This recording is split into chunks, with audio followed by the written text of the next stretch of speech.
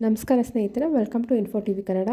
KPSC ಮಾಡಿದ ಎಡವಟ್ಟಿನಿಂದ ಕನ್ನಡಿಗರಿಗೆ ಕನ್ನಡದ ಪ್ರಶ್ನೆಗಳೇ ಕಬ್ಬಿಣದ ಕಡಲೆಯಾಗಿದ್ದವು ಎಂದು ಹಲವು ವಿದ್ಯಾರ್ಥಿಗಳು ದೂರಿದ್ದರು. ಈ ಬಗ್ಗೆ ರಾಜ್ಯಾದ್ಯಂತ KPSC ಅಭ್ಯರ್ಥಿಗಳು ಪ್ರತಿಭಟನೆ ಮಾಡಿದ್ದರು. ಇದೀಗ ಈ ಬಗ್ಗೆ ಟ್ವೀಟ್ ಮಾಡಿರುವ CM Siddaramaiah, KPSC gazetted probationers ಪರೀಕ್ಷೆಯಲ್ಲಿ ಅಸಮರ್ಪಕ ಕನ್ನಡ ಅನುವಾದದ ಪ್ರಶ್ನೆಗಳ ವರದಿಯ ಹಿನ್ನೆಲೆಯಲ್ಲಿ ಎಲ್ಲ ಅಭ್ಯರ್ಥಿಗಳಿಗೆ ನ್ಯಾಯಸಮ್ಮತೆಯನ್ನು ಖಚಿತಪಡಿಸಿಕೊಳ್ಳಲು 2 ತಿಂಗಳೊಳಗೆ ಪರೀಕ್ಷೆಯನ್ನು ಮರು ನಿರ್ವಹಿಸುವಂತೆ KPSCಗೆ ಸೂಚಿಸಿದ್ದೇನೆ. ಈ ಲೋಪಗಳಿಗೆ ಕಾರಣರಾದವರನ್ನು ಕರ್ತವ್ಯದಿಂದ ಮುಕ್ತಗೊಳಿಸಲಾಗಿದೆ. ಮುಂಬರುವ ಪರೀಕ್ಷೆಯನ್ನು ಎಲ್ಲ ಶ್ರದ್ಧೆಯಿಂದ ಅನುಸರಿಸಿ ಅತ್ಯಂತ ಜವಾಬ್ದಾರಿ ಮತ್ತು ಹೊಣೆಗಾರಿಕೆಯೊಂದಿಗೆ ನಡೆಸಲಾಗುವುದು. ಅಲ್ಲದೆ ನಮ್ಮ ನೇಮಕಾತಿ ಪ್ರಕ್ರಿಯೆಗಳ ಸಮಗ್ರತೆಯನ್ನು ಎತ್ತಿಹಿಡಿಯಲು ನಾವು ಬದ್ಧರಾಗಿದ್ದೇವೆ ಎಂದು CM ಸಿದ್ದರಾಮಯ್ಯ ಅವರು ಟ್ವೀಟ್ ಮಾಡಿದ್ದಾರೆ. CM ಸಿದ್ದರಾಮಯ್ಯ ಅವರು ಈ ಕುರಿತು ಟ್ವೀಟ್ ಮಾಡಿರುವುದರಿಂದ KPSC ಅಭ್ಯರ್ಥಿಗಳು ಮತ್ತು ಕನ್ನಡ ಪರ ಸಂಘಟನೆಗಳ ಹೋರಾಟಕ್ಕೆ ಗೆಲುವು ಸಿಕ್ಕಂತಾಗಿದೆ. ಈ ರೀತಿ ಮರುಪರೀಕ್ಷೆಗೆ ಸೂಚನೆ ನೀಡುತ್ತಿದ್ದಂತೆ ಫ್ರೀಡಂ ಪಾರ್ಕ್ನಲ್ಲಿ ಪ್ರತಿಭಟನೆ ನಡೆಸುತ್ತಿದ್ದ KPSC ಅಭ್ಯರ್ಥಿಗಳು ಹರ್ಷೋದ್ಗಾರ ವ್ಯಕ್ತಪಡಿಸಿದ್ದಾರೆ.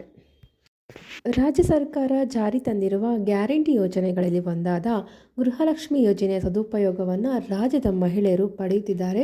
ಬಡ ಮತ್ತು ಮಧ್ಯಮ ವರ್ಗದ ಮಹಿಳೆಯರಿಗೆ ಈ ಹಣದಿಂದ ಸಾಕಷ್ಟು ಪ್ರಯೋಜನ ಆಗಿದೆ.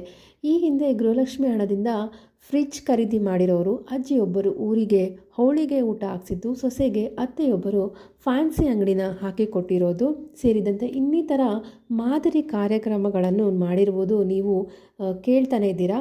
ಇದೀಗ ಬಡ ಮಹಿಳೆಯೊಬ್ಬರು ಗೃಹಲಕ್ಷ್ಮಿ ಹಣದ ಸಹಾಯದಿಂದ ತನ್ನ ಗಂಡನ ಕಣ್ಣಿನ ಆಪರೇಷನ್ ಮಾಡುವ ಮೂಲಕ ವೈರಲ್ ಆಗ್ತಾ ಇದ್ದಾರೆ. ಅನಿತಾ ಚಂದ್ರಶೇಖರ್ ಬಡಿಗೇರ ಅವರು ತನ್ನ ಗಂಡನ ಕಣ್ಣಿನ ಆಪರೇಷನ್ ಮಾಡಿಸಿದ್ದು, ಇವರು ದೃಷ್ಟಿ ದೋಷದಿಂದ ಬಳಲುತ್ತಿದ್ದರು. ಅನಿತಾ ಅವರ ಪತಿ ಚಂದ್ರಶೇಖರ್ ಅವರಿಗೆ ಗೃಹಲಕ್ಷ್ಮಿ ಯೋಜನೆಯಿಂದ ಬಂದ 18,000 ರೂಪಾಯಿ ಮತ್ತು ಅವರ ಬಳಿ ಇದ್ದಂಥ 10,000 ರೂಪಾಯಿ ಹಣ ಸೇರಿಸಿ ಕಣ್ಣಿನ ಆಪರೇಷನ್ನ ಮಾಡಿಸಿದ್ದಾರೆ. ಈ ಒಂದು ಮೂಲಕ ಗೃಹಲಕ್ಷ್ಮಿ ಯೋಜನೆ ಹಣ ಕಣ್ಣಿನ ಆಪರೇಷನ್ಗೆ ವರದಾನವಾಗಿ ಪರಿಣಮಿಸಿದೆ ಅಂತ ತಿಳಿಸಿದ್ದಾರೆ.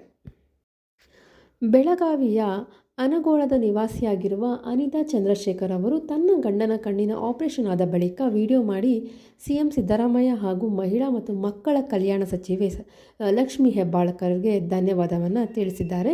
ತನ್ನ ಗಂಡನ ಕಣ್ಣಿನ ಆಪರೇಷನ್ಗೆ ಗೃಹಲಕ್ಷ್ಮಿ ಹಣ ನೆರವಾಗಿದ್ದಕ್ಕೆ ಮಹಿಳೆ ಅನಿತಾ ಅವರು ಸಂತಸವನ್ನು ವ್ಯಕ್ತಪಡಿಸಿದ್ದಾರೆ.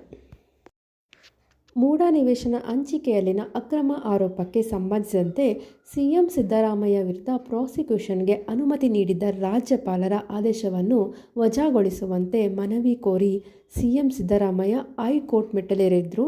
ಈ ಪ್ರಕರಣದ ವಿಚಾರಣೆ ಇಂದು ನ್ಯಾಯಮೂರ್ತಿ ನಾಗಪ್ರಸನ್ನ ಏಕಸದಸ್ಯ ಪೀಠದಲ್ಲಿ ನಡೆದಿತ್ತು. ದೂರುದಾರ ಸ್ನೇಹಮಯಿ ಕೃಷ್ಣ ಪರ ವಕೀಲರ ವಾದ ಆಲಿಸಿದ ನ್ಯಾಯಾಧೀಶರು ವಿಚಾರಣೆಯನ್ನು ಮುಂದಿನ ಸೋಮವಾರ ಅಂದರೆ ಸೆಪ್ಟೆಂಬರ್ 9ಕ್ಕೆ ಮುಂದೂಡಿ ಆದೇಶ ಹೊರಡಿಸಿದ್ದಾರೆ. ಈ ಮೂಲಕ CM ಸಿದ್ದರಾಮಯ್ಯ ಅವರಿಗೆ ಇನ್ನೂ 8 ದಿನಗಳ ಕಾಲ ರಿಲೀಫ್ ಸಿಕ್ಕಂತಾಗಿದೆ. ಇದಾಗಿತ್ತು ಇವಾಗಿನ ವಿಶೇಷವಾದ ಮಾಹಿತಿ. ಇದೇ ರೀತಿ ಹೆಚ್ಚಿನ ಮಾಹಿತಿಗಳಿಗಾಗಿ ನಮ್ಮ ಚಾನಲ್ ಪ್ಲೀಸ್ ಸಬ್ಸ್ಕ್ರೈಬ್ ಮಾಡಿ ಮತ್ತು ಸಪೋರ್ಟ್ ಮಾಡಿ. ವಿಡಿಯೋ ನೋಡಿದ್ದಕ್ಕಾಗಿ ಧನ್ಯವಾದಗಳು.